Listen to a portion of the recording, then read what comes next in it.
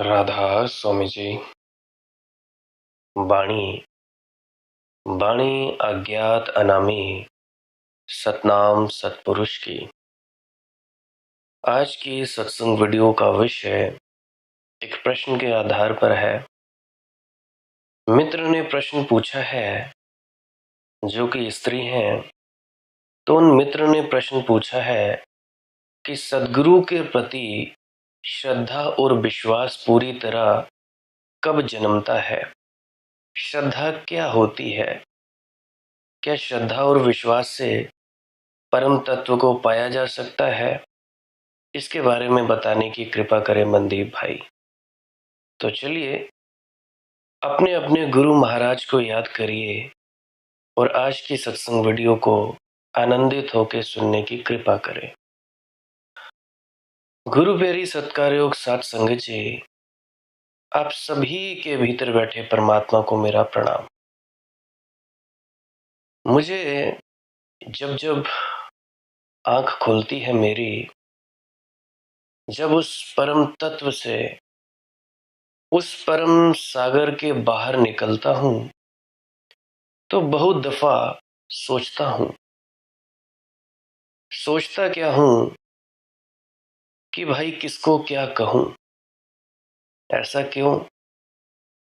क्योंकि जैसे ही आंख खुलती है, ये देखना बड़ा मुश्किल हो जाता है कि कौन क्या है और कौन क्या नहीं है। स्त्री और पुरुष में भेद करना बड़ा मुश्किल हो जाता है। पेड़ पौधों, जीव जंतुओं, पशु पक्षियों में भेद करना बड़ा मुश्किल हो जाता है। क्योंकि जैसे ही उस परम तत्व से, उस खुमारी से बाहर आता हूं, तो ये समझ नहीं पाता हूं कि ये अलग अलग है। हर कोई एक ही दिखता है। फिर मैं ये सोचता हूं कि जब दुनिया कहती है कि सत्संग कहूंगा, सत्संग करो या प्रवचन करो, हमें कुछ बताओ, तब भी मैं बड़ा अचरज में पड़ता हूं और मुझे ये समझ नहीं आता कि क्या कहूं, किससे कहूं और क्यों कहूं। जब सभी में वो एक ही एक है, तो जिसे समझना होगा वो समझ लेगा, जिसे नहीं समझना होगा वो नहीं समझेगा, जिसने आगे बढ़ना होगा वो बढ़ जाएगा, मेरे बिना भी बढ़ जाएगा, और जिसने नहीं बढ़ना होगा आगे, वो मेरे साथ में भी नहीं बढ़ पाएगा। तो कभी कभी बहुत ही ज्यादा आश्चर्य होता है, किस तरह की महिमा है, किस तरह की लीला है, समझना बड़ा मुश्किल है, बहुत ही ज्यादा है। किसको समझाऊं, कौन समझाए और कौन समझेगा। परंतु फिर भी एक तरह की लीला है। लीला यह है कि मनदीप नाम के शख्स के भीतर परमात्मा प्रवचन कर रहा है, और तुम सब जो भी स्त्री पुरुष, छोटे बच्चे, बड़े बच्चे, बूढ़े जितने भी सुन रहे हो, उनमें परमात्मा समझ रहा है। ये ऐसा ही है कि परमात्मा कृष्ण बनकर उपदेश दे रहा है और परमात्मा ही अर्जुन बनकर उपदेश सुन रहा है। यानी परमात्मा ही परमात्मा को समझाए जा रहा है। परमात्मा ने ही कौरव बनकर पांडवों पर हमला किया। परमात्मा ने ही पांडव बनकर कौरवों पर हमला किया। मरा कौन? परमात्मा। मारा किसने? परमात्मा ने। तो ये बात बड़ी अचरज सी मालूम पड़ती है। अब मुझे ये भी पता है कि बहुत से कम लोग होंगे जिनको जो मैंने अभी लफ्ज बोले उनके पल्ले पड़े होंगे, उनको कुछ पता लगा होगा कि किस ओर इशारा कर रहा हूं। फिर भी खैर, प्रश्न के ऊपर बढ़ता हूं। बोलना तो पड़ेगा, वो बुलवाए जा रहा है तो बोले जा रहे हैं, जिसे ना बुलवाए ना बुलवाए। प्रश्न है, श्रद्धा क्या होती है? सदगुरु के प्रति श्रद्धा कैसे बढ़ाई जा सकती है? देखो, श्रद्धा है एक प्रकार का पागलपन, याद रखना। लेकिन सिर्फ धन्य भागियों को ही ऐसा पागलपन मिलता है। अभागे हैं वे लोग जो श्रद्धा के पागलपन से अपरिचित हैं। श्रद्धा का पागलपन जीवन की सबसे बड़ी संपदा है, क्योंकि उसी के आधार पर जो नहीं दिखाई पड़ता उसकी खोज शुरू होती है। जो नहीं दिखाई पड़ता वो कौन है? उसको हम परमात्मा कह देते हैं, आत्मा कह देते हैं। अब बहुत से ऐसे हैं जो कहते होंगे कि जब ये हमारा स्थूल शरीर छूटता है, यानी जिस शरीर में आप अभी रह रहे हो, तो जब ये मर जाता है तो इसके अंदर से आत्मा निकलती है। गलत, बिल्कुल गलत। शरीर के भीतर से आत्मा नहीं निकलती, इस शरीर के भीतर से सूक्ष्म शरीर बाहर निकलता है।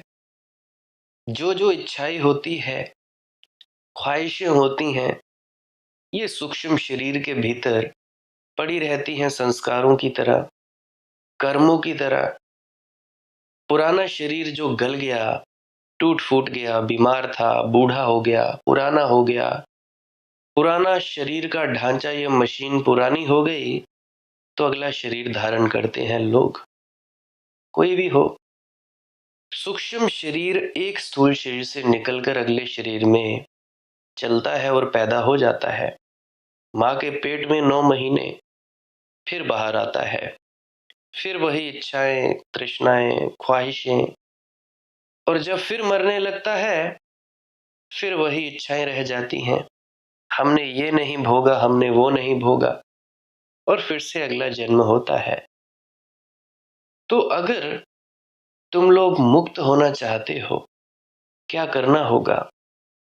स्थूल सूक्ष्म कारण शरीरों को छोड़ना पड़ेगा या जलाना पड़ेगा? जलाने से मेरा मतलब अपनी इच्छाओं को त्यागना पड़ेगा। अब ये बात मैं सभी से नहीं कहता कि जो जो मुझे सुन रहे हैं, 1 लाख में से 10-20 हजार व्यक्ति रोज मुझे सुनते हैं, तो जितने भी लोग मुझे सुनते हैं, मैं सभी से ये बात नहीं कह रहा हूं कि इच्छाएं त्याग दो। ये बात मैं उनसे कह रहा हूं जो अपने आप को जानना चाहते हैं। अब देखो, सबसे पहले इच्छा होती है संसार में वस्तुओं की, लोगों की, स्त्री की, पुरुष की, बच्चों की, धन की, दौलत की, घर की, ये इच्छा होती है। सबसे पहले इस इच्छा को दिमाग से निकाला जाता है। गौर करना क्या कह रहा हूं, इच्छा को दिमाग से निकाला जाता है।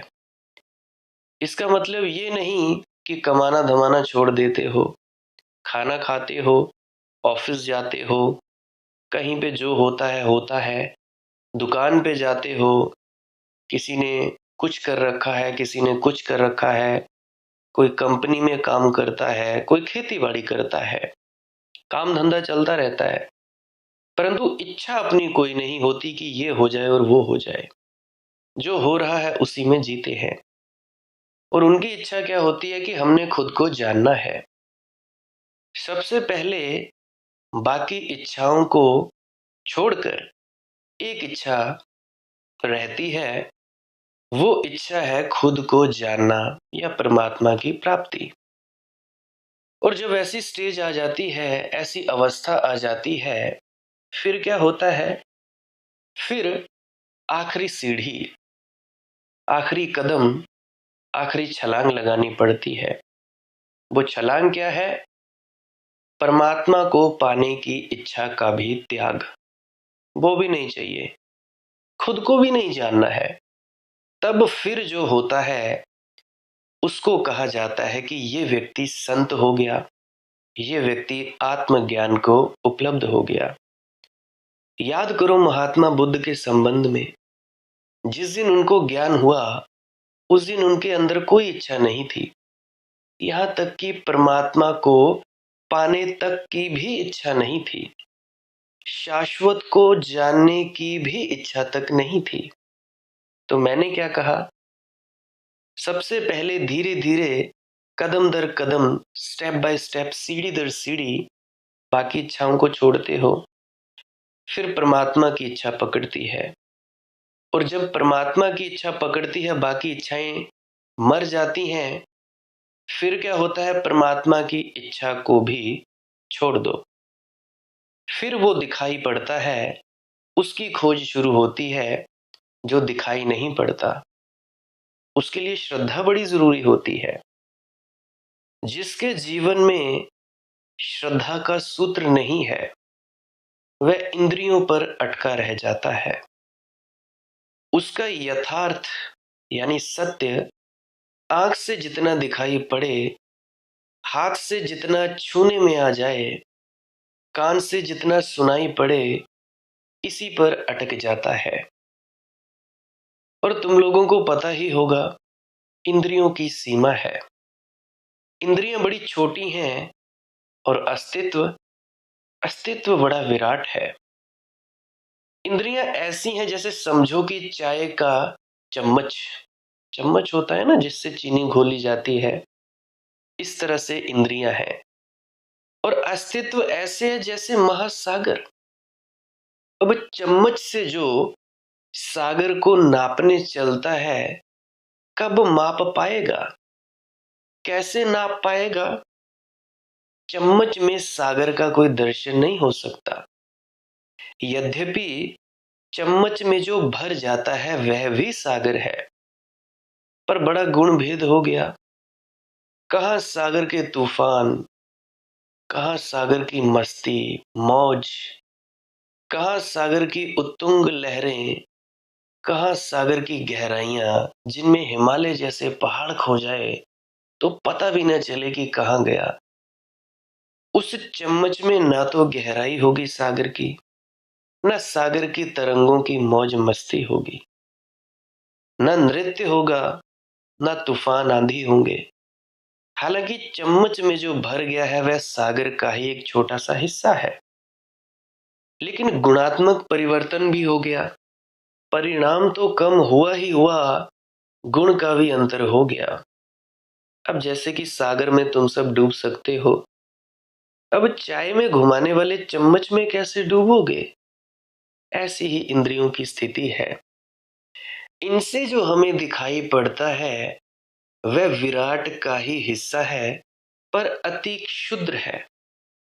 इतना क्षुद्र कि परिणाम का भेद तो पड़ता ही है, गुण का भेद भी पड़ जाता है।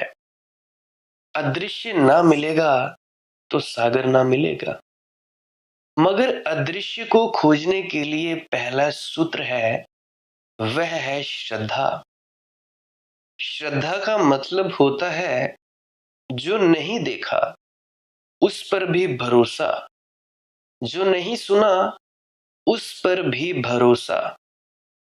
श्रद्धा का अर्थ होता है अनजान में उतरने का साहस।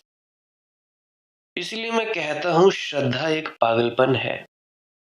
जो तथाकथित समझदार हैं, वे ऐसी झंझट में नहीं पड़ते। वे जाने माने की सीमा में रहते हैं।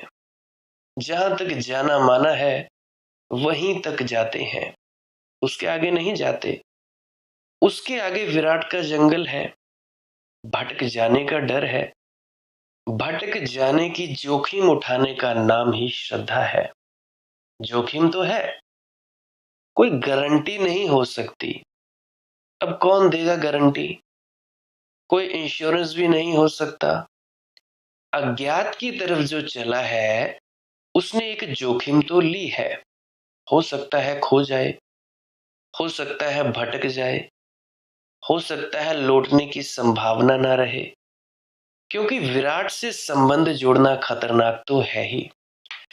जब नदी सागर से संबंध जोड़ती है तो खतरा तो लेती ही है। खतरा यही कि खो जाएगी, और सौभाग्य ये कि खोकर ही नदी सागर हो जाती है। मेरी बातों को ध्यान से सुनना, संलग्न होकर, एकांत में होकर सुनना, आंख बंद कर लेना और सुनते जाना। इसीलिए मैं कहता हूं श्रद्धा एक तरह का पागलपन है, और इसीलिए जो थोड़े बहुत श्रद्धा से पागल हैं, उनको ही मैं स्वस्थ कहता हूं, क्योंकि उनके जीवन में झरोखा खुला है। वे आकाश को बाहर छोड़ नहीं दिए हैं, आकाश उनके भीतर आता जाता है। उनके पंख अभी भी फड़फड़ाते हैं, वे अभी भी उड़ने को तत्पर हैं। वे अभी भी दूर चांद तारों से मिलने की तैयारी कर रहे हैं। छोटी सी क्षमता, छोटी है शक्ति, लेकिन आकांक्षा विराट की है। यही श्रद्धा का अर्थ है। जब एक किसान बीज बोता है, खेत में जमीन में गाड़ता है, तो श्रद्धा है, क्योंकि कौन जाने बीज पनपेंगे ना पनपेंगे। मैं किसान का बेटा हूं। कई बार बीज अच्छे फसल लाते हैं, कई बार नहीं लाते हैं। सभी बीज पनपते नहीं, सभी बीज सदा नहीं पनपते। कौन जाने वर्षा आएगी कि नहीं आएगी, बादल घिरेंगे कि नहीं घिरेंगे। सदा बादल भी घिरते नहीं। अब हिमाचल में जो ज्यादातर खेती है, वो बारिश के आधार पर ही है। बारिश अच्छी हुई तो फसल अच्छी हो जाएगी, नहीं हुई तो सूखा भी पड़ता है। और कौन जाने, जैसा कल तक हुआ है वैसा आगे भी कल होगा कि नहीं। आज तक सूरज उगा है, ये बात सच है, लेकिन कल उगे ना उगे, कल के बाबत क्या कहोगे, कोई निश्चय से उत्तर नहीं दे सकता। एक दिन तो जरूर ऐसा आएगा जब सूरज नहीं उगेगा। वैज्ञानिक कहते हैं कि कभी ना कभी वह दिन जरूर आएगा जब सूरज का ईंधन चुक जाएगा। आखिर तेल का छोटा सा दिया जलाते हो, वह भी उतनी ही देर तक जलता है जितनी देर तक तेल है। सूरज का भी तेल एक दिन चुक जाएगा। मोबाइल फोन में बैटरी है, जब तक बैटरी है तब तक लाइट जलती रहेगी, खत्म हो जाएगी तो बुझ जाएगी। ऐसे सूरज का तेल भी एक दिन चुकेगा, बैटरी खत्म होगी, उसकी क्षमता भी रोज कम होती जा रही है, प्रतिदिन कम होती जा रही है, क्योंकि जितनी रोशनी देता जाता है उतना कम होता जाता है। एक ना एक दिन ठंडा हो जाएगा। हो सकता है वह दिन कल ही हो, कल का क्या भरोसा। सूरज निकलेगा कि नहीं, बादल घिरेंगे कि नहीं, और क्या भरोसा कि बीज अब तक तो धोखा नहीं दिए, कल भी अपनी पुरानी प्रतिष्ठा कायम रखेंगे कि नहीं रखेंगे। बीज सड़ भी जा सकता है, बंदर भी बीज को उसमें से उखाड़ ले सकते हैं। सब डर है, फिर भी किसान बीज बोता है। हाथ में जो है उनको गंवाता है, उसकी आशा में जो अभी हाथ में नहीं है। हालांकि बुद्धिमानों का तर्क है यह कि हाथ की आधी रोटी आकांक्षा और आशा की पूरी रोटी से बेहतर है। ये बुद्धिमानों का कहना है। श्रद्धालु का कहना यह है कि हाथ में कितना ही हो, वह उसके लिए गंवाने की तैयारी रखनी चाहिए। जो हाथ के अभी बाहर है तो विकास होता है। बुद्धिमानों की बात मानी तो जड़ हो जाओगे। मैं कहता हूं तुम लोग मेरे जैसे पागलों की सुनो। श्रद्धा का सूत्र जीवन में सारी संभावनाओं को अपने में लिए है। आमतौर से लोग सोचते हैं कि श्रद्धालु व्यक्ति कमजोर होता है। बिल्कुल ही गलत बात है। श्रद्धालु ही शक्तिशाली है, अश्रद्धालु कमजोर होता है। वह अपनी कमजोरी को बड़े तर्क देता है। वह कहता है, जब तक मुझे सबूत न मिल जाए मैं मानूं कैसे। लेकिन श्रद्धालु कहता है, कुछ चीजें जीवन में ऐसी भी हैं कि मानो तो प्रमाण मिलते हैं, सबूत मिलते हैं, अगर मानो ही ना तो कोई सबूत प्रमाण मिलता ही नहीं। जैसे कोई कहे कि प्रेम मैं तब करूंगा जब प्रेम का पहले मुझे सबूत मिल जाए कि होता है। कोई बच्चा ये कहे कि मैं प्रेम तभी करूंगा जब मुझे सबूत मिल जाए प्रेम का, कि ये रहा प्रेम, ऐसा रहा प्रेम। जब मैं प्रेम का पूरा शास्त्र समझ लूं, सब तरफ से जांच परख कर लूं, भूल चूक की कोई संभावना न रहे, तब करूंगा प्रेम। तो फिर इस जगत में प्रेम विदा हो जाएगा। ये तो श्रद्धालु के कारण प्रेम चल रहा है, क्योंकि श्रद्धालु कहता है, कर लेंगे पहले, फिर जांच परख हो लेगी, फिर जांच परख पीछे हो लेगी। श्रद्धा बड़ी दुस्साहस की बात है, कमजोर के बस की बात नहीं है, ये बलवान की बात है। श्रद्धा कहती है कि जो गुरु ने हमें रास्ता बताया है पहले चलकर तो देखें, सोच विचार फिर लेंगे कि क्या होता है क्या नहीं होता है, कौन सा सचखंड, कौन सी त्रिकुटी, कौन सा शून्य महाशून्य, ये बाद की बात है, ये बाद में देखेंगे। ये श्रद्धा का मतलब है। श्रद्धा का मतलब है कि हमारे गुरु ने कहा चलो तो चलो, चलकर जो पाएंगे फिर जांच परख कर लेंगे कि क्या हुआ क्या नहीं हुआ। परंतु तुम लोग तो चलते ही नहीं, फालतू की बकवासबाजियों में लगे रहते हो। ये हुआ वो हुआ, किताबें पढ़ के दूसरे को उपदेश देने लगते हो, खुद मुक्त हुए नहीं दूसरों को मुक्ति के उपदेश देने लगते हो, गुणी ज्ञानी बनने लगते हो। अरे रे, हमसे बड़ा तो कोई ज्ञानी नहीं, सबसे बड़ा मैं बेवकूफ और मूर्ख इंसान इन सत्संगकर्ताओं को मानता हूं। ऐसा नहीं कहता कि सभी मूर्ख हैं, परंतु 99% मूर्ख कहूंगा। अब किसी को बुरा लग गई हो मेरी ये बात तो माफी चाहूंगा। जो बुलवा रहा है बोल रहा हूं, मेरा कोई कसूर नहीं। काली निकालनी तो खुद को निकाल लेना या परम तत्व को निकाल लेना। मैं ये कह रहा हूं सबसे ज्यादा मूर्ख लोग ये सत्संग करता है, 99%। कोई एक आदि पहुंचा हुआ जीव होता है, दादा भवानी जैसा, दादा मंगाराम जी जैसा, जिनके सत्संगों में बल होता है और दम होता है कि हाँ, ये व्यक्ति पहुंचा हुआ है।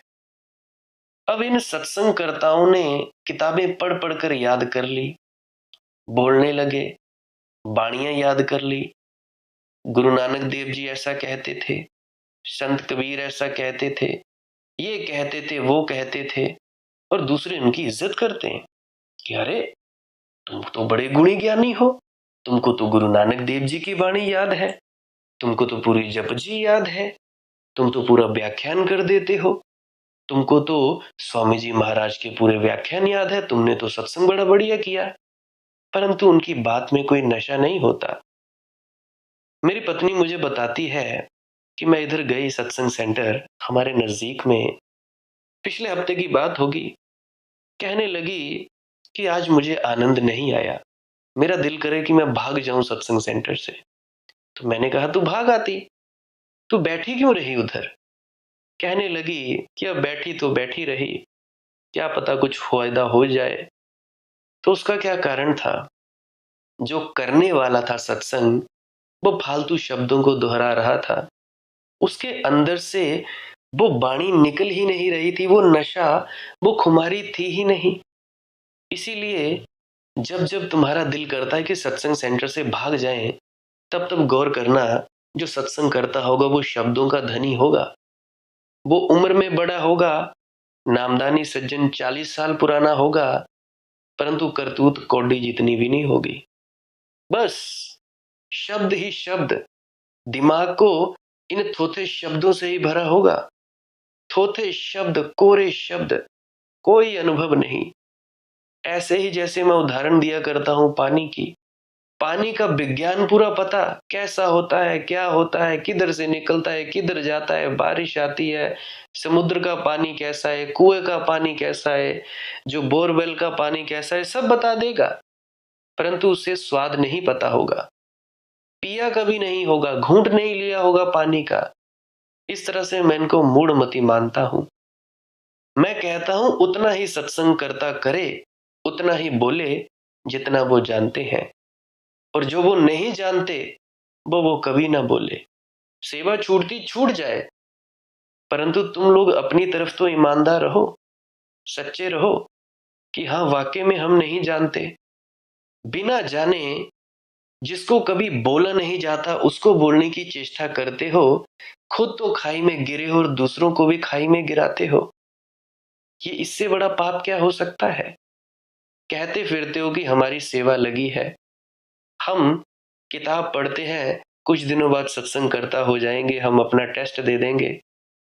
अरे भाई, सच्चा टेस्ट तो ये है कि तुम्हारी आत्मा, क्या उसको तुम जानते हो, पहचानते हो, महसूस किया कभी उस प्रकाश को, उस नूर को, उस खालीपन को जिसको नहीं देखा जा सकता, उसको कभी अनुभव किया।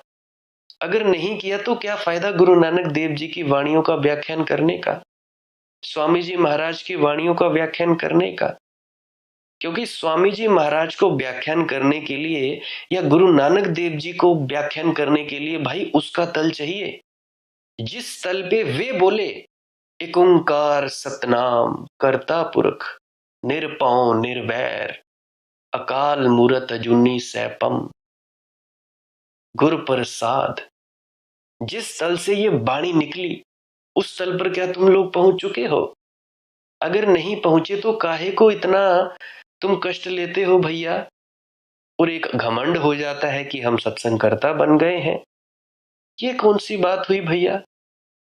ये तो ऐसे ही हुआ कि नर्सरी कक्षा में क ख ग सीखने वाला बच्चा पीएचडी की किताब पढ़ने लगे और बोलने लगे, या पांचवी, अब माफ करना उदाहरण थोड़ी गलत हो गई, पांचवी कक्षा में जो बच्चा है वो पढ़ना लिखना सीख जाता है, कैसे पढ़ते हैं, क्या पढ़ते हैं, अंग्रेजी हिंदी, अगर अंग्रेजी स्कूल में तो अंग्रेजी भी पढ़ जाता है। आजकल तो जो सरकारी स्कूल है उनमें भी अंग्रेजी सीख जाता है बच्चा।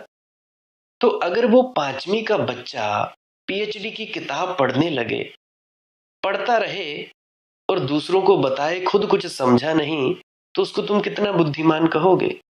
बेफालतू का बोझ लिए पड़ा है, खुद के कंसेप्ट क्लियर नहीं और दूसरों को क्लियर करवाने में बैठे हो। जितने भी मुझे सुन रहे हैं सत्संग करता, मैं तुम सबसे सवाल पूछता हूं, क्या तुम लोगों ने जान लिया, महसूस किया, क्या तुमको अनुभव हुआ वो शांति? क्या तुम उस अनदेखे में गए जिसको देखा नहीं जा सकता? क्या तुम लोग उस अमृत सागर में डूबे, उस मानसरोवर में नहाए? अगर नहीं नहाए तो काहे के सत्संग करता हुए तुम लोग भाई? क्या खाक सत्संग करता हुए? तुम लोग अभी पहली अवस्था में भी नहीं पहुंचे, पहली मंजिल। अगर मैं राधा स्वामी मत के अनुसार बोलूं, पहली मंजिल इसको कहा जाता है तीसरा तिल, या तीसरी आंख खुल जाती है। क्या तुम लोगों की किसी की खुली? अगर नहीं खुली तो काहे का घमंड? बुरा लगता है तो भाई माफी, परंतु ये बात सत्य है। जब तक कुछ महसूस ना हो तब तक कुछ बोलने की मतलब ही नहीं पड़ता, मतलब ही नहीं है। तब तक भैया सत्संग सेंटरों में सिर्फ महाराज चरण सिंह जी की कैसेट लगा लिया करो, क्योंकि वो व्यक्ति उस तल से बोल रहा है जिस तल पर कभी गुरु नानक देव जी बोले थे, कभी कृष्ण बोले, कभी कबीर बोले, कभी स्वामी जी महाराज बोले। अब तुम लोग देखो, बाबा गुरिंदर सिंह जी ढिल्लों हैं, ब्यास में महाराज जी मेरे खुद के सदगुरु हैं। जब वो बोलते हैं तो रस आता है कि नहीं आता है? बताओ तुम लोग, कमेंट सेक्शन में लिखो, क्या तुम लोगों को रस आता है? या चलो छोड़ो ब्यास का, छोड़ो आगरे में होगे तुम, जहां मर्जी का, क्या तुम्हारा गुरु जब बोलता है तो तुम्हें रस आता है कि नहीं आता है? क्या मस्ती छाती है कि नहीं छाती है?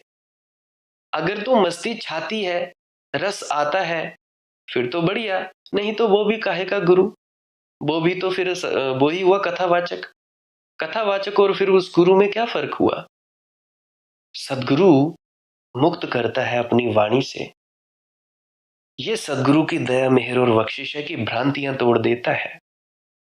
तो मैं सख्त हिदायत करता हूं कि भाई बोले वो उतना ही कोई व्यक्ति जितना वो जानता है। नहीं जानता मत बोले, नहीं जानता। अब मुझे किसी ने प्रश्न पूछ लिया कि भाई बाएं कान से शब्द धुन क्यों नहीं सुनी जाती? अब मुझे क्या पता यार क्यों नहीं सुनी जाती, मुझे तो दोनों कानों से सुनती थी।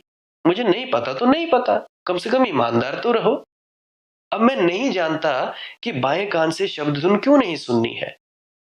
अब मुझे सुनी दोनों कानों से, अब मैं क्या कहूं तुम लोगों को कि मेरे कानों में तो दोनों कानों से सुनती थी, मेरे बाएं में भी सुनती थी, दाएं में भी सुनती थी। जब मैं ध्यान करता था, ध्यान में डूबता था तो आंखों के सामने देखता था, अपने आप माथे के बीच में से आने लगती थी। ऐसा लगता था कि मेरे सर की चोटी जहां तालू होता है वहां से आ रही है, मुझे कुछ पता ही नहीं लगता था। तो मैंने उससे कह दिया कमेंट सेक्शन में कि भाई मुझे नहीं पता, और किताबों में ऐसा लिखा है कि लेफ्ट साइड जो बायां है वो काल का हिस्सा माना जाता है, दायां है वो दयाल है। परंतु काल जो है वो वक्त होता है, मन है काल, मन पलक पलक बदलता रहता है, या नेगेटिव मान लो या पॉजिटिव मान लो। और जब मुझे पता ही नहीं तो मैं बताऊं क्यों? मुझे नहीं पता क्यों नहीं सुनी जाती। क्योंकि मेरे अनुभव में ये बात आई ही नहीं है। किताबें लाख चाहे कहें, कोई व्यक्ति लाख चाहे कहे कि दाएं से सुनो या बाएं से, मुझे क्या लेना देना। मेरे अनुभव में बात आई नहीं, तो मैं झूठ क्यों कहूं, मैं किसी किताब का लिखा क्यों कहूं। जब मेरे अनुभव से बात मैच होती है, मिलती है, मैं वो बात तभी कहता हूं। नहीं मिलती तो नहीं मिलती, मेरे चाहे किसी बड़े संत पीर पैगंबर ने ही क्यों ना कही हो। क्योंकि मेरी ड्यूटी है कि भाई जो मैं बोलूं वो सत्य बोलूं। मैं क्यों बोलूं जो मैं जानता नहीं, जो मुझे पता नहीं। अब कोई मुझसे पूछ ले कि भाई क्या तुम्हें हेलीकॉप्टर उड़ाना आता है, नहीं जानता तो नहीं जानता।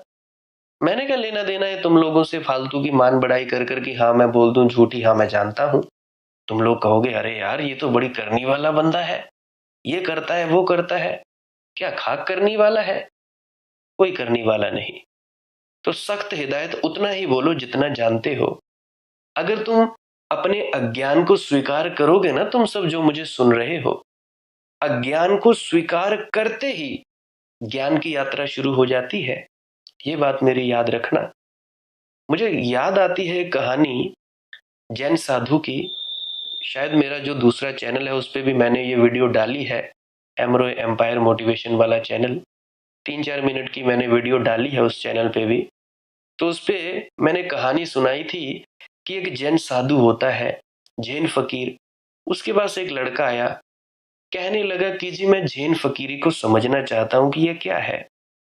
तो उसने क्या किया, साधु ने उसने उसे कप दिया भरा हुआ, पानी से भरा हुआ, कि इसे पानी तुम पकड़ो।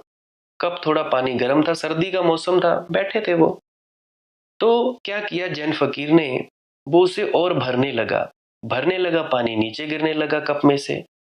तो लड़का बोलता कि संत जी आप ये क्या कर रहे हो, पानी तो नीचे गिर रहा है, क्या आपको दिखाई नहीं पड़ता कि यह कप भरा हुआ है।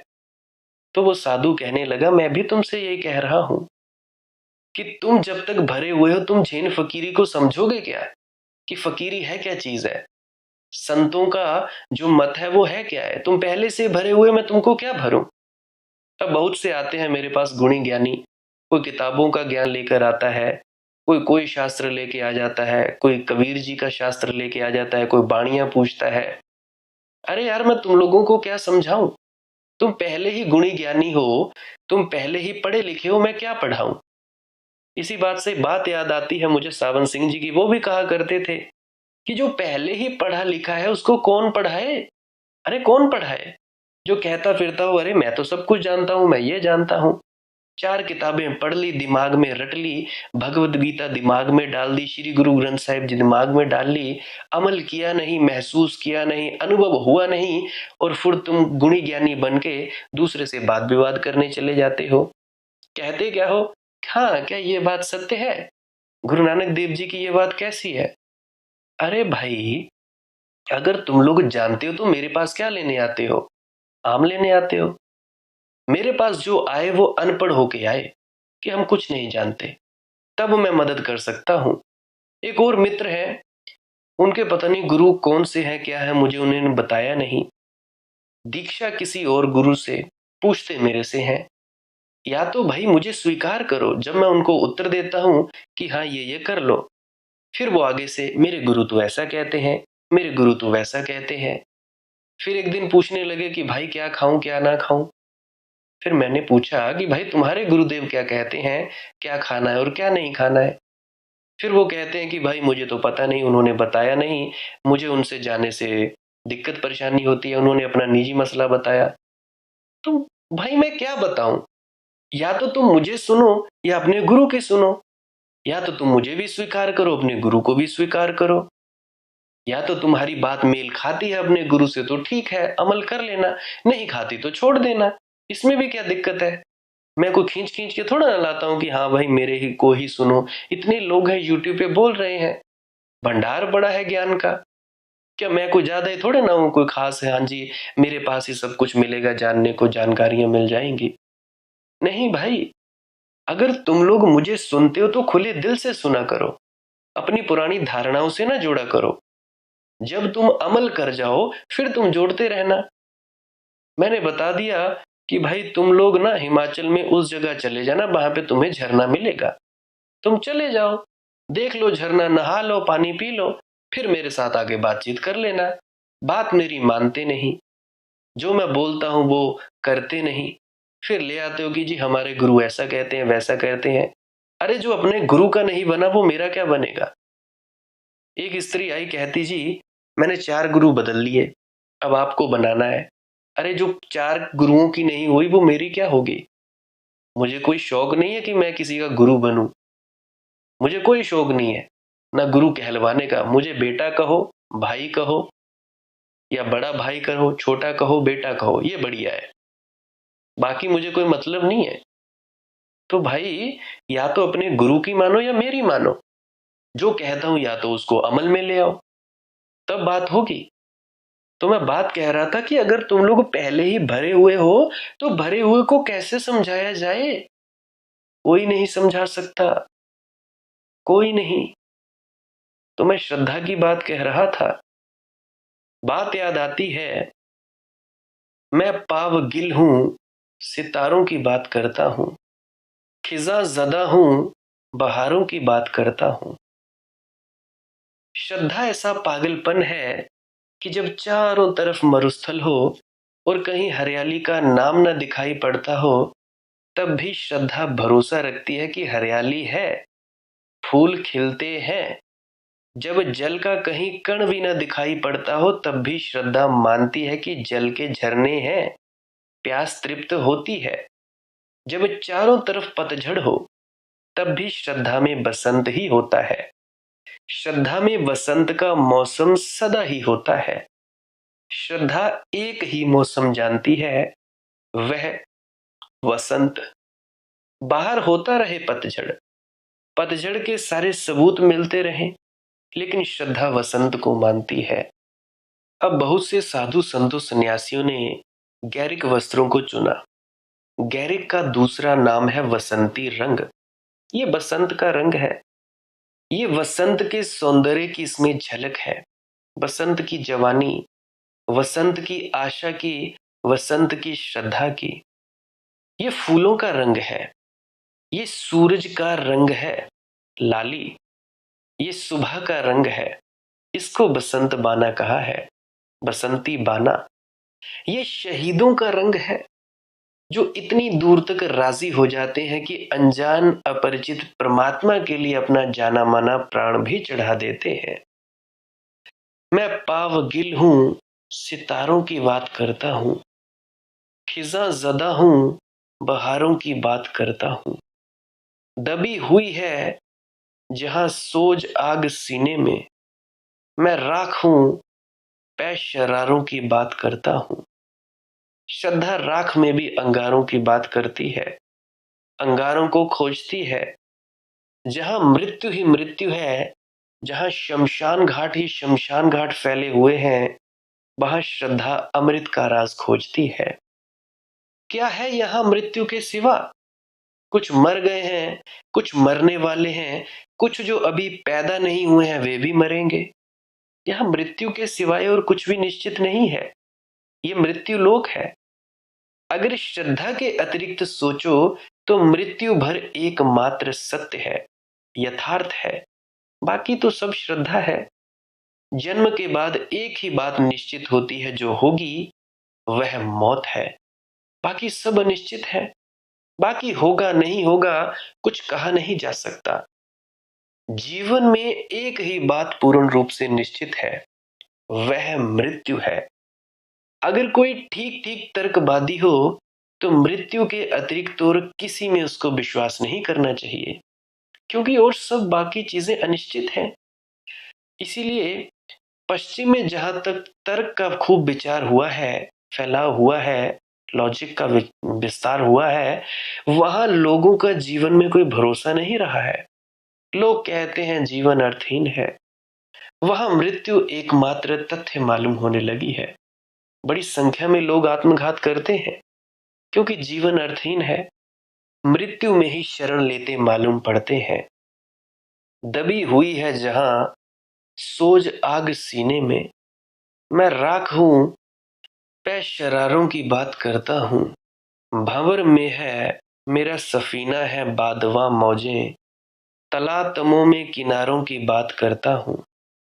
श्रद्धा का अर्थ है जब तूफान उठे और नाव डोलती हो, अब डूबी तब डूबी होती हो, तब भी श्रद्धा किनारों की बात करती है। तब भी श्रद्धा किनारों को मानती है। तब भी श्रद्धा किनारों को जानती है। डूबते हुए भी सागर में श्रद्धा में किनारे ही होते हैं। याद रखना, तुम श्रद्धालु को नहीं डुबा सकते, क्योंकि वह डूबने में भी किनारा पा लेगा।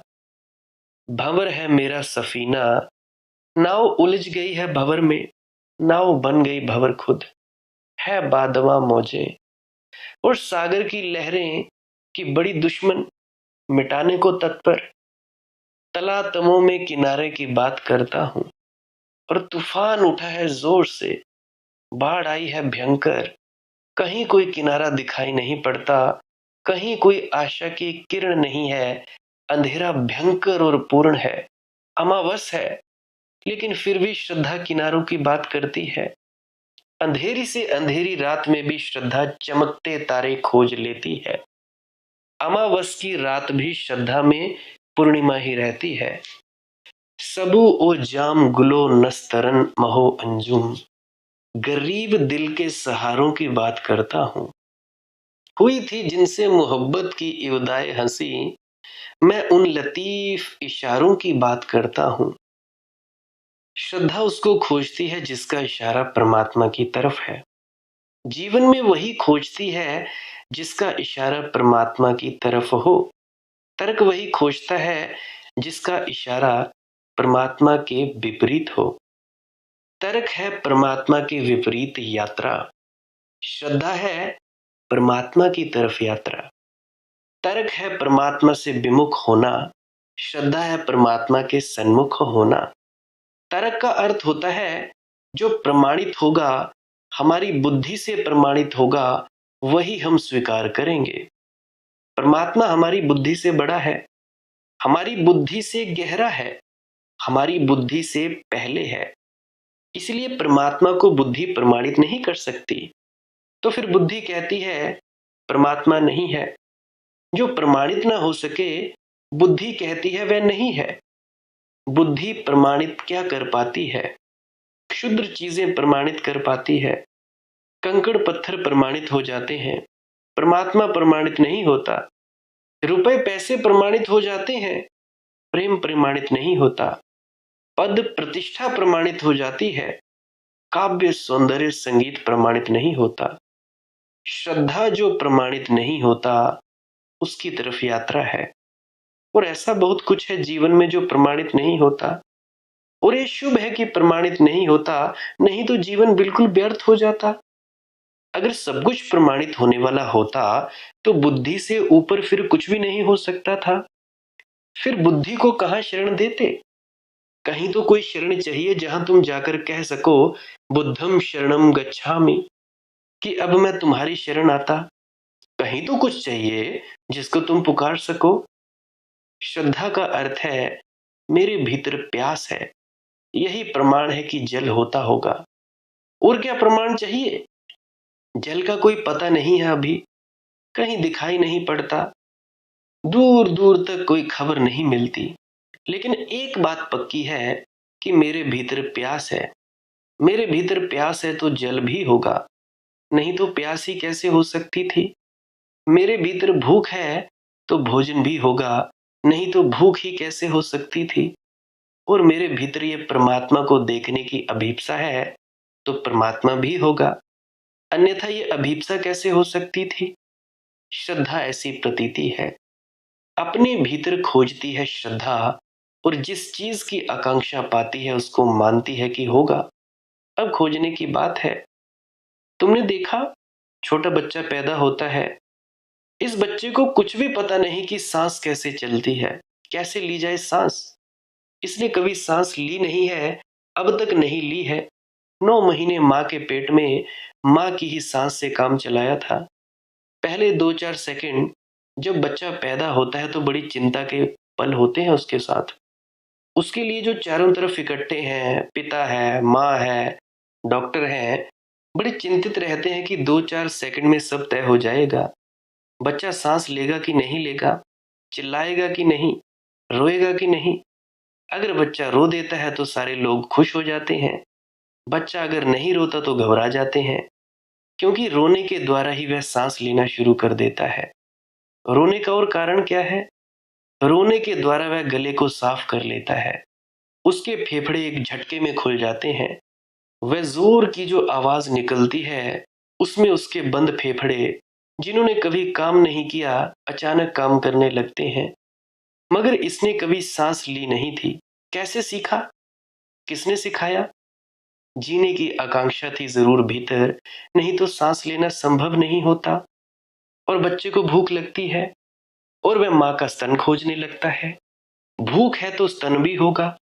और बच्चे ने इसके पहले कभी दूध नहीं पिया और वह माँ का स्तन अपने मुंह में ले लेता और चूसने लगता है। ये चमत्कार है, क्योंकि इसकी कोई शिक्षण व्यवस्था नहीं है। वो कोई स्कूलों कॉलेजों में नहीं जाता सीखने पेट में, कि पेट में माँ के गर्भ में भी कोई यूनिवर्सिटी होगी, विश्वविद्यालय होगा जहां सीखा जा सके। और शिक्षण व्यवस्था होती तो बड़ी मुश्किल हो जाती। 2 4 5 साल लग जाते, किंडरगार्टन स्कूल में भेजते, सीखता, तब तक वह बच्चा मर ही जाता। कुछ अनसीखा लेकर आया है। एक भरोसा है कि माँ होगी। हालांकि इतना स्पष्ट भी नहीं है कि बच्चे के मन में शब्दों की तरह कि माँ होगी, मगर एक श्रद्धा है कि होगी। और ये होंठ तड़फड़ाते हैं कि ये कंठ प्यासा है, कि ये प्राण भूखे हैं। और कहीं कोई जलधार होगी, कहीं कोई दूध होगा, कहीं कोई पोषण होगा। बस श्रद्धा यही है कि तुम्हारे भीतर परमात्मा की आकांक्षा है, तो परमात्मा होना ही चाहिए, नहीं तो आकांक्षा कैसे होती? बच्चा प्रमाण नहीं मांगता कि मुझे स्तन का पहले प्रमाण दो, कि दूध का प्रमाण दो, कि दूध पौष्टिक है इसका प्रमाण दो। बस दूध पीने लगता है और दूध पौष्टिक है, और प्रमाण मिल जाता है अपने आप। तर्क कहता है पहले प्रमाण फिर अनुभव। श्रद्धा कहती है पहले अनुभव फिर प्रमाण। अब जैसे तुम लोग तर्क करते हो, अजी हमने वो मंजिल देखनी है फलानी ढिकानी। अरे क्या देखोगे? क्या करोगे देखकर? सोच विचार में देखोगे या सच में जाओगे? सोच विचार में कहोगे अजी हिमाचल जाएंगे, पहाड़ी वादियों में मजा लेंगे, सोचते ही रहते हैं, जाते कभी नहीं। तो ये तुम्हारी तर्क शक्ति है। चले गए पहाड़ों में, आनंद लिया यार, मजा लिया। कसोल में गए, गांजा वगैरह फूका, नशा नुशा किया जो नशे करते हैं, नहीं तो ऐसे ही प्रकृति का आनंद लिया। बस आनंद लेकर आए, तब तो बात है। फिर तो प्रमाण मिल गया, हाँ हिमाचल में ऐसी भी बात होती है भैया, वहां पे नशा भी चलता है, ये चलता है, वो चलता है, सब पता चलता है। अब घर बैठे कोई क्या जाने क्या हो रहा है क्या नहीं। तुम लोग बैठे हो शरीर के बाहर। गुरु कहता है अंतर्मुखी हो जाओ। अंतर्मुखी होने के लिए तुमको बता भी दिया कैसे होना है, बैठने का तरीका बताया है, बताता है वो। फिर भी तुम नहीं, हा ना ना किताब में पढ़ लेंगे हम, फलानी मंजिल ऐसी है वैसी है। ऐसे ही मंजिल है? अरे जाओ तो सही, भीतर उतरो तो सही, सुरत चढ़ाओ तो सही। चढ़ानी क्या है, चढ़ती अपने आप है। तुम बाहर का संसार की पकड़ छोड़ो तो सही। मैं कहता हूं जिनकी सुरतें चढ़ती है ना, बड़ा मुश्किल हो जाता है शरीर को पहचानना कि शरीर है भी या नहीं भी। ये अनुभव की बात कहता हूं। महसूस ही नहीं होता शरीर है कि नहीं। आंख खुली है तब भी नहीं महसूस होता। ये सबसे बड़ी अचरज की बात है। और तुम लोग हो कि तुम लोग बस बातें ही बनाते हो। ये किताब पढ़ ली, वो पढ़ ली, फलाना पढ़ लिया, ढिकाना पढ़ लिया। हाँ, ये नहीं कि भाई हम बैठ जाएं, 2 मिनट ही बैठ जाएं, कम से कम याद ही कर लेना। क्या जरूरत है? पहले हमें भाई सबूत दो कि होगा कि नहीं होगा। अब मेरे पास कई आ जाते हैं कि भाई प्रमाण दो। मैं क्या प्रमाण दूं? मैं खुद अज्ञानी, मैं नहीं जानता कुछ भी भाई। मैं बस यही जानता हूं कि मैं कुछ नहीं जानता, बस इतना पता है मुझे। हुई थी जिनसे मोहब्बत की इवताएं हंसी, मैं उस लतीफ इशारों की बात करता हूं। किसी के जलवा ए रुख का ख्याल आते ही मैं महरो मैं की सितारों की बात करता हूं। तेरे ख्याल से वाबस्तगी का उज़रे हंसी, सगुफ्ता ताज़ा बहारों की बात करता हूं। दुआ करो कि मुझे ताबे दीद मिल जाए, दुआ करो कि मुझे ताबे दीद मिल जाए। मैं बेबशर हूँ, नज़ारों की बात करता हूँ। दुआ करो कि मुझे ताबे दीद मिल जाए, कि मुझे उसका दर्शन हो जाए। ऐसी मेरे लिए प्रार्थना करो कि मुझे उसका दर्शन हो जाए। मैं बेबशर हूँ, नज़ारों की बात करता हूँ। मैं अंधा हूँ और नज़ारों की बात कर रहा हूँ। श्रद्धा का अर्थ है अंधेपन में भी प्रकाश का भरोसा। उसी भरोसे के सहारे अंधापन कटता है, आंख मिलती है। श्रद्धा इस जगत में सबसे मूल्यवान तत्व है। जिसके पास श्रद्धा है वह धनी है, और जिसके पास श्रद्धा नहीं है उससे बड़ा निर्धनी कोई नहीं हो सकता। जिसके पास श्रद्धा नहीं उसके पास वसंत की संभावना नहीं। इसीलिए जगाओ श्रद्धा को। अरे करो, बैठो, तब मजा आएगा। प्रैक्टिकल करने में ज्यादा मजा आता है, थ्योरी का क्या पढ़ना यार। मुझे बात याद आती है कि जब भी मुझे स्कूल में कुछ पढ़ाया जाता था मैं करने लगता था। कभी घर की बैटरी खराब कर देनी, कभी कुछ कर देना, तो कभी कुछ कर देना। मैडम हमें पढ़ाती थी साइंस वाली, बस घर पे आके कुछ ना कुछ उल्ट सीध करने में लगा हुआ। एक मेरे पास स्क्रू ड्राइवर था, धीरे धीरे आज मेरे पास डब्बा पड़ा है स्क्रू ड्राइवर्स का। मोबाइल फोन भी खोल लेता हूँ, लैपटॉप भी खोल लेता हूँ।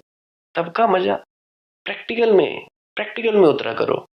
बातों से पेट नहीं भरता, खाना बनाने से पेट भरता है। मजा सबसे बड़ा पता क्या है मालूम तुम लोगों को? श्रद्धा सभी लेकर पैदा होते हैं, तर्क यहाँ सीखते हैं। श्रद्धा परमात्मा से लेकर आते हैं। श्रद्धा को सिखाना नहीं पड़ता, तर्क सिखाना पड़ता है। तर्क का शास्त्र है, श्रद्धा का कोई शास्त्र नहीं। और तर्क के लिए विश्वविद्यालय है, श्रद्धा के लिए कोई विश्वविद्यालय नहीं। श्रद्धा सिखानी नहीं होती, श्रद्धा तुम लेकर ही आए हो, लेकिन तुम भूल गए हो कैसे उसका उपयोग करें। तुम तर्क इतना सीख गए हो कि उसी के कारण बाधा पड़ रही है। तर्क को जरा अनसीखा करो, जरा तर्क को हाथ से जाने दो। कभी कभी तर्क को एक तरफ हटाकर रख दो, कभी कभी खोल दो द्वार, आने दो सूरज को और ताजी हवाओं को, देखो चांद तारों को। कभी कभी पृथ्वी को भूल जाओ। यही जो क्षुद्र तुम्हें चारों तरफ घेरे है, दुकान है, बाजार है, व्यवसाय है, थोड़ी देर को इसे भूल जाओ। यही प्रार्थना है। भूलने का नाम ही प्रार्थना और ध्यान है। थोड़ी देर को झरोखा खोलो, थोड़ी देर को बंद कमरे की मुर्दा हवा के बाहर आओ, या कम से कम बाहर की हवा को भीतर आने दो।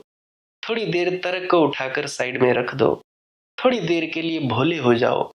इस भोलेपन में ही तुम्हारे जीवन की सर्व अधिक महत्वपूर्ण अनुभूतियां उतरनी शुरू होंगी। यहीं से आता है प्रेम, यहीं से आता है सौंदर्य, यहीं से आता है सत्य, और यहीं से एक दिन तुम पाओगे कि परमात्मा का भी आगमन होता है।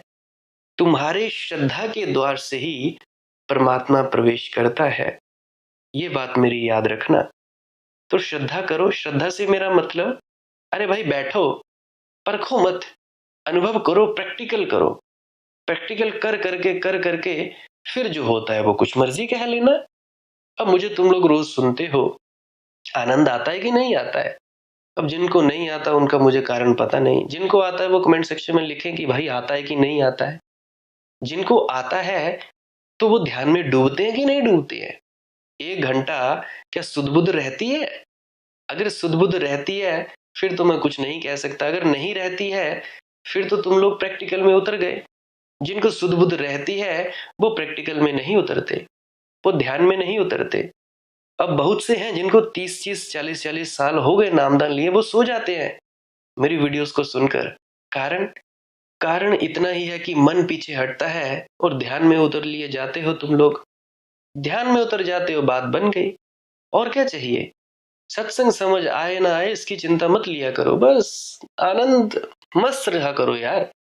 आंख बंद की, यही सोच लिया करो कि 1 घंटे इस लड़के का सत्संग सुनना है तो ध्यान ही करना है, या ध्यान में डूबना है। करना तो होता नहीं कुछ भी। सत्संग लगाया, आंख बंद की, चौकड़ी मारकर बैठे या लेटे, 1 घंटा ध्यान हो गया। और क्या चाहिए? ध्यान क्या है? भुलाना, खुद को भूल जाना। जिस अवस्था में तुम गहरी नींद में जाते हो तुम जागे जागे चले जाते हो। अब कई ऐसे हैं जो सोते हैं, ऐसा उनको लगता है कि हम सो गए। जैसे ही सत्संग में बोला अंत में राधा स्वामी जी, जाग गए। ये क्या था? ये नींद नहीं थी, ये ध्यान था मेरे भाइयों मित्रों, मेरे प्रेमी सज्जनों, ये ध्यान था। इस तरह से ध्यान लगता है। प्रैक्टिकल किया करो, आनंद लो, मजा लो, सोच विचार में वक्त ना बर्बाद किया करो। ऐसा नहीं तो ऐसा क्यों, फलाना ढिकाना, ये वो, हमारा गुरु सच्चा के झूठा, ये वो जो बताया यार करो। जब करने से कुछ नहीं मिलेगा तो बस बात खत्म है, फिर किसी और से उपदेश ले लेना। परंतु मुझे ऐसा नहीं लगता कि अगर किसी ने कुछ बताया हो तो वो व्यर्थ जाता है। एक छोटा बच्चा भी कुछ बोल दे, अगर किसी ने कुछ उससे मोटिवेशन लेनी हो, सीखना हो, तो वो भी सीख जाता है। तो किया करो यार, भजन सिमरन के लिए बैठा करो, 5-5 10 मिनट निकालो, सुबह दोपहर शाम ऑफिस में, मेरे ख्याल से बाथरूम में निकाल लिया करो यार, जहां पे तुम पाखाना करते हो वहां पे भी निकाल लिया करो वक्त। जितनी देर बैठते हो मोबाइल फोन बंद कर लिया करो, या सत्संग लगा लिया करो, या आंख बंद करके बस अपने आनंद में बैठा करो। डबल डबल काम। नहाते, तुम नहाते हो तो नहाते भी तुम लोग डूब जाओ ना अपने में, पानी फेंकते हो बस 2-3 मिनट लीन हो जाओ, ये भी तो ध्यान है। अरे जिनको कुछ करना है, जिनको भीतर पहुंचना है, वो मेहनत करते हैं। अब इसमें तो मेहनत कुछ भी नहीं है, जो याद किया है वो भुलाना है, कुछ नहीं करना है, निर्विचार होना है। तो भजन सिमरन करते रहिए। सिमरन और भजन दो स्टेप बाय स्टेप प्रोसेस है, कदम दर कदम। पहला कदम सिमरन, जो जो आपके गुरु महाराज ने आपको कुछ भी शब्द जपने के लिए दिए गए हैं उनको जपना शुरू करो, ये सिमरन है। उसके बाद, सिमरन के बाद धुन सुनने में बैठना होता है, ध्यान में बैठना होता है, या भजन में बैठना होता है। उसमें क्या करना है, चुपचाप आंख बंद करके बैठे रहो, आंखों के सामने देखते रहो अंधेरे की तरफ। प्रकाश दिख रहा है तो प्रकाश को भी देखते रहो। देखते वक्त ये मत भूलो कि हम सिर्फ देखने वाले हैं, हम इसके गवाह हैं। अनहद नाद सुन जाए तो उसको सुनते रहना, घंटी की आ जाए, टन टन की, शंख की, मृदंग की, बीणा की, जैसी मर्जी आवाज आ जाए सुनते रहना उसको। बीन की आवाज आए सुनते रहना, ओम की आवाज आए सुनते रहना। सुनते सुनते ये भी जानते रहना कि हम देखने वाले हैं। धीरे धीरे तुम डूबते जाओगे, डूबते जाओगे, और तुम वो हो जाओगे जो तुम्हें होना है, जिसको आत्मज्ञान कहते हैं, जिसको परमात्मा की प्राप्ति कहते हैं, जिसको मुक्ति कहते हैं, जिसको सचखंडवासी कहते हैं। जो मर्जी नाम ले लो यार, तुम्हारी मौज। पर एक बात याद रखना, जब भी बैठो, ना कुछ चाहिए, ना कुछ पाना है, ना कुछ जानना है, ना कुछ देखना है, और ना ही कहीं पहुंचना है। कोई इच्छा नहीं, कोई भावना नहीं, कोई वासना नहीं, बस बैठो, अकारण ही बैठो। बस अकारण बैठे बैठे जो होना चाहिए वो हो जाएगा, जो बात बननी चाहिए वो हो जाएगी। मुझे एक बात याद आती है कि जो बात दवा से बन ना सकी वो बात दुआ से होती है। जो बात दवा से बन ना सकी वो बात दुआ से होती है। जद कामिल मुर्शिद मिलता है तब बात खुदा से होती है। कामिल मुर्शिद बहुत जरूरी है। ये नहीं कि भाई वो कामिल मुर्शिद ही युक्ति बताए, युक्ति किसी से मर्जी से ले लो। कामिल मुर्शिद का मतलब वो तुम्हारे बंधन काटे, गुरु मिले जो बंधन काटे। कैसे? सत्संगों के माध्यम से। यही सत्संग की महिमा है। सत्संग सुनते जाओगे, तुम्हारे बंधन टूटते जाएंगे, तुम मुक्त होते जाओगे, रास्ता क्लियर होता जाएगा, लक्ष्य का पता लगेगा कि हमारा लक्ष्य क्या है। मुझे बात याद आती है, बड़ी बार कहा करते हैं गुरिंदर सिंह जी ढिल्लों अपने सत्संगों में कि ओ भाई लक्ष्य जानो कि किस कारण असी नामदान लिया सी, काहे के लिए लिया था भाई। लक्ष्य का तो तुम्हें क्लियर होना चाहिए। फिर तुम मुझे कहते हो कि भाई मैं पता नहीं कौन से उपदेश करता हूं। अब यही वो सत्संग वो करते हैं, तुम कहाँ होते हो यार जब वो करते हैं सत्संग। मेरी बातें कोई नई थोड़े ना है। हाँ, मेरा कहने का ढंग और है, मेरा प्रस्तुत करने का ढंग और है। मैं को अलग से कोई उपदेश नहीं लाया हूं कि कहीं से और बाहर से ले आया हूं। ये सब वही है जो बात आज तक मैंने कही है, वो सिर्फ 5 सत्संगों में निपटा देते हैं। सदगुरु की महिमा देखो। मेरा अलग ढंग है, अपनी मौज है, उनकी अपनी मौज है, और व्यक्ति अपनी अपनी मौज और स्वभाव से अपना अपना ढंग और कर्म करता है। तो भाई लक्ष्य को समझो, लक्ष्य क्या है, नामदान का लक्ष्य क्या है, काहे के लिए लिया है। और सत्संग सुना करो, लक्ष्य का पता लगता है। और श्वास क्रिया भी कर सकते हो। श्वास क्रिया में क्या करना होता है? नाक से सांस लेना है, मुंह से छोड़ना है। 15 से 20 मिनट करते जाना है। एक तरह की एक्सरसाइज। घर पे बैठो, अंदर बैठो, बाहर बैठो, छत पे बैठो, पेड़ पे बैठो, पाताल में बैठ जाओ, जहां बैठना हो बैठो। जहां ऑक्सीजन की मात्रा अच्छी है वहां पे बैठ जाओ। नाक से सांस लेनी है और मुंह से छोड़नी है, रोकनी नहीं है। अब जैसे साधारण सांस लेते हो ना, ऐसे लेते जाना है। इससे आप आराम में चले जाओगे, रिलैक्स हो जाओगे। जितने ज्यादा रिलैक्स हो जाओगे उतने ज्यादा ध्यान आपका बनेगा। बढ़िया किया करो यार प्रैक्टिस ये वाली। शारीरिक फायदा होगा, मानसिक होगा, आध्यात्मिक होगा। जिनको नींद नहीं आती उनको नींद बड़ी आने लगेगी। लेटे लेटे करें।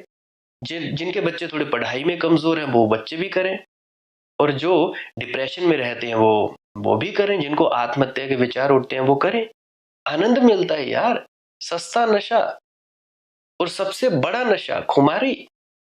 इसके लिए तुम्हें कोई वक्त नहीं गंवाना पड़ता।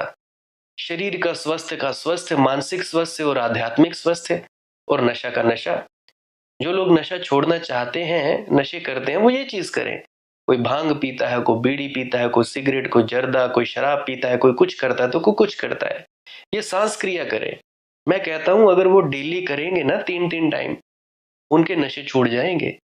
जब बड़ा नशा मिल जाता है तो छोटे नशे कौन करता है? जो सिगरेट पीने लगता है वो बीड़ियां क्यों पिएगा? जो महंगी से महंगी शराब पीने का आदी है वो सस्ती शराब क्यों पिएगा? और ये सबसे महंगी शराब है, फ्री की। फ्री की। कोई पैसा नहीं देना, कोई लेना नहीं देना नहीं। बस तुम्हारा वक्त चाहिए। 1 घंटा बैठो, सुबह, दोपहर, शाम। अगर तुम फ्री हो तो जब भी तुम कर सकते हो, जितनी मर्जी बार कर सकते हो। नशे छुड़ाने के लिए इस प्रक्रिया का भी तुम लोग उपयोग कर सकते हो। इसलिए मैं किसी को कहता नहीं नशा छोड़ो, ये करो, वो करो। मैं इन नशे वालों की निंदा नहीं करता, क्योंकि ये चाहते हैं कि हम कुछ भूलें। हम संसार को भूलना चाहते हैं, दुखी हैं ये भी। अब जिनको लत लग चुकी है, पहले तो दुखी थे। पहले तो शौक शौक में अपनी दिखाने को, हाँ हाँ, अरे यार हम तो सिगरेट पीते हैं, हम हुक्का पीते हैं, ये करते हैं, वो करते हैं। पहले तो अपना दिखावा था, फिर आदत लग जाती है। बस शरीर खराब, दिमाग खराब, और क्या होगा? तो ये सांस क्रिया से बहुत बढ़िया नशा होता है, फ्री का। कोई नुकसान नहीं, शरीर स्वस्थ। बढ़िया बढ़िया खाना खाओ, मांस अंडा शराब से थोड़ा दूर रहो। शरीर को नुकसान पहुंचाती है ये। जब तुम्हारा ये रथ ही स्वस्थ नहीं रहेगा तो तुम क्या खाक परमात्मा को उपलब्ध होगे? जिस गाड़ी में जा चलकर तुम लोगों ने अपने गुरु के घर पहुंचना होता है, अगर वो गाड़ी ही टूटी फूटी होए तो तुम क्या पहुंचोगे? जिस बस में जाना है वो खराब हो जाए, क्या पहुंचोगे? तो इस रथ का पूरा देखभाल करो। इस शरीर का पूरा ख्याल रखा करो। ना इसको गलाना है, ना सड़ाना है, ना अति में ले जाना है। बैलेंस, सम्यक। सम्यक नींद, सम्यक भोजन। अब बहुत से हैं जो कहते हैं कि जी ध्यान में नींद आती है, ये होता है, हम थके थके रहते हैं। वो अपनी नींद पूरी करें। बेशक चाहे 10 दिन का भजन सिमरन छूट जाए, रात का, दिन में बैठ जाया करें। बच्चे चले जाएं यार, 5-10 मिनट तो सभी को मिल ही जाते हैं। बाथरूम में बैठ जाया करो, छत पे, इधर उधर कोई सोए है, मतलब 10-15 मिनट तो होते ही होंगे यार आराम करने के लिए। स्त्रियों के लिए थोड़ा मुश्किल होता है, परंतु इतना तो वक्त मिल ही जाता है। खाना खाते जल्दी जल्दी खाना खा लो, बैठ जाओ। तो इतना वक्त निकालोगे, आपका बढ़िया फायदा होगा, जितनी देर भी बैठोगे। बस, और क्या करना है? मतलब वक्त निकालो। इस चीज के लिए वक्त जरूर निकालो। तो तुम लोग 8 घंटे की नींद पूरी पूरी लिया करो। अब जो बूढ़े हैं उनकी नींद तो कम हो ही जाती है, उनको मैं कोई हिदायत नहीं देता, वो अपनी नींद से ही उठें। पर जो थोड़ा अच्छा खासा काम कार करते हैं, या गृहस्थी जीवन है, 50 साल की उम्र तक तो मेरे ख्याल से शायद कोई बूढ़ा नहीं होता होगा, तो वो व्यक्ति कम से कम 8 घंटे की नींद ले। अगर नींद खुद से खुले तो जागे, अलार्म भरकर ना जागे। अलार्म भरकर जागोगे तो तुम्हारा ब्रह्म मुहूर्त नहीं होगा। नहीं होगा। जब हमारे अंदर का ब्रह्म जागे तब ही हमारा ब्रह्म मुहूर्त। अब मैं अपनी बात कहता हूं, अब जितने भी मुझसे बात करते हैं वो जानते ही होंगे, मैं दोपहर के 12-1-2 बजे उठता हूं। अब मेरे से क्या परमात्मा नाराज होता है? होता होगा क्या? मैं तो उठता नहीं 3-4 बजे। मैं तो 2:30 बजे नहीं उठता, मैं 1 बजे नहीं उठता। तो कहने का मेरा मकसद क्या है? नींद पूरी करो, उसके बाद जब तुम उठोगे तब तुम्हारा ब्रह्म मुहूर्त। अगर सुबह जल्दी 2-2:30 बजे उठना चाहते हो तो यार जल्दी सो जाया करो। अब एक आंटी जी थी, उनका मुझे कॉल आया, कहने लगी कि मुझे नींद बड़ी आती है। मैं एक्टिवा पे जा रहा था कहीं, मेरे ख्याल से शायद होशियारपुर जा रहा था, तो मुझे वैसे ही दिखा कि ये लेडी जो है, ये सोती नहीं है ठीक से। ये रात को जल्दी नहीं सोती है। मैंने पूछ ही लिया कि आंटी जी बताओ कितने बजे सोती हो? कहती 11 बजे। मैंने कहा उठती कितने बजे हो? कहती 2 ढाई बजे। मैंने बोला फिर नींद नहीं आएगी तो और क्या आएगी? अगर तुम 2 ढाई बजे उठोगी, 3 बजे उठोगी, 11 बजे सोओगी, कब नींद पूरी होगी? सारा दिन थके थके बेआरामी, और क्या होगा? जब तक तुम्हारा भजन सिमरन बढ़िया से नहीं बनता, नहीं बनने से मेरा मतलब जब तक तुम पूरे शून्य में नहीं उतरने लगते, तब तो तुम्हारी नींद का कम करने का कोई सवाल ही नहीं है। शरीर की देखभाल करो। शरीर सड़ेगा तो कुछ नहीं कर पाओगे। बाबा सावन सिंह जी कहा करते थे कि भाई जो भजन सिमरन करता है ना, 4-4 5-5 घंटे बैठता है, वो नींद भी पर्याप्त ले। अगर नींद नहीं लोगे तो कुछ फायदा नहीं होगा, सब खू खाते में। क्योंकि जो ऊर्जा तुम लोगों ने संग्रहित की है वो पूरे शरीर में घूमेगी भी, जहां जहां जरूरत होगी वो लगेगी। तो भाई नींद जरूर लिया करो, कम से कम 8 घंटे की, तोड़ तोड़ के ले लो, इकट्ठी ले लो, तुम्हारी मौज है। 8 घंटे कंप्लीट करो, और उसके साथ में ये सांस क्रिया किया करो। नींद की गहराई बढ़ जाएगी, नींद कम हो जाएगी, बस। और जिसने नशे छोड़ने हो तो वो ये तो जरूर ही करे। मस्त एकदम नशे में रहोगे। तुम लोग भी नशे में रहोगे, जो जो करते हैं उनको पता ही होगा यार। और ये ध्यान में उतरने के लिए भी बहुत ज्यादा लाभदायक चीज है। तो 15 से 20 मिनट करो, आधा घंटा करो, पौना घंटा करो, उसके बाद फिर चुपचाप मौन होकर बैठे रहना है। जो होता है होने देना है। फिर वही प्रक्रिया जो मैंने पीछे बताई, कुछ नहीं पाना, कुछ नहीं देखना, बस बैठो, जो होता है होने दो, बस। फिर धीरे धीरे तुम लोगों के भीतर तरक्की होगी। अब इसकी भी चाहत मत करना कि तरक्की क्यों नहीं हो रही। चाहत नहीं, अपने आप तुम लोगों को महसूस होगा। अगर नहीं भी महसूस हो तो इसकी भी चिंता मत करना, चिंता नहीं लेनी है। जो होगा होगा, जो नहीं होगा सो नहीं होगा। उसकी चाहत क्यों करते हो? जो होना है वो होकर ही रहेगा ना। अब दिन आया तो होगा, सूरज निकला तो निकलना ही था, रात होनी है तो होनी थी। काहे की चिंता लेते हो यार तुम लोग? तो किया करो यार। मेरे ख्याल से आज मैं बहुत बोल चुका हूँ, काफी बोल चुका। अगर इतना ही तुम लोग अपने भीतर उतार लो, अमल कर लो, तो मुझे बहुत ही खुशी होगी। मेरा बड़ा ही सौभाग्य होगा, सौभाग्यशाली मानूंगा खुद को। लाइक कर सकते हैं इस वीडियो को। अगर आप जी को कुछ सीखने को मिला है, कमेंट सेक्शन में राधा स्वामी लिख सकते हैं। अगर कोई प्रश्न है तो कमेंट सेक्शन में पूछें। उससे पहले यार एक मेरी विनम्र प्रार्थना है, पुरानी वीडियोस अवश्य सुना करें। 5-5 10-10 बार, 15-15 बार सुना करें। बस तुम उतर जाओगे ध्यान में, बात खत्म। समझ आए ना आए, समझ आए तो बेहतर है और बढ़िया, नहीं आए तो कोई बात नहीं। क्योंकि कुछ बातें समझ नहीं भी आएंगी आपके, वो जरा ज्यादा ही गहरे तल की बातें हैं। वो कोई पहुंचा हुआ भी समझ सकता है, या कोई अंदर जाता हो, या बात है, या उनकी थोड़ी समझ बढ़ा दी हो परम तत्व ने, तब बात होगी। नहीं तो नहीं। अरे नहीं समझ आई कोई बात नहीं, बस ध्यान में उतरो, आनंदित हो जाओ, मस्त हो जाओ। दीवार के साथ अपनी पीठ लगाओ, टांगे सीधी करो, मस्त एकदम लगाया तुम लोगों ने अपने मोबाइल में। सुनते रहो, पुरानी वीडियो सुनते रहो। समझ बढ़ जाएगी तो प्रश्नों के जवाब मिल जाएंगे, बस। और कुछ नहीं चाहिए। सब्सक्राइब कर सकते हो इस चैनल को। अगर रोज रोज नए नए सत्संग सुनना चाहते हो, सत्संग का वक्त सुबह 5 बजे तक रहता है। 5 बजे सुबह डल जाता है, आगे पीछे भी हो जाता है कभी कभी, उसके लिए माफी, पर इतने बजे डल ही जाता है, तो सुन सकता है कोई भी। आप मुझे इतने अंत तक सुनते हो, इतना प्रेम प्यार देते हो, इसके लिए बहुत बहुत शुक्रिया। सभी से प्रेम करें, किसी से नफरत करने की जरूरत नहीं है। एक नूर ते सब जग उपजा, कौन पले को मंदे। अब मैं आपसे इजाजत चाहता हूँ। मिलते हैं किसी अन्य सत्संग वीडियो में। अगर श्वास रहे तो मिलते हैं, नहीं तो मौज है मालिक की। आपके भीतर बैठे परमात्मा को मेरा प्रणाम। राधा स्वामी जी।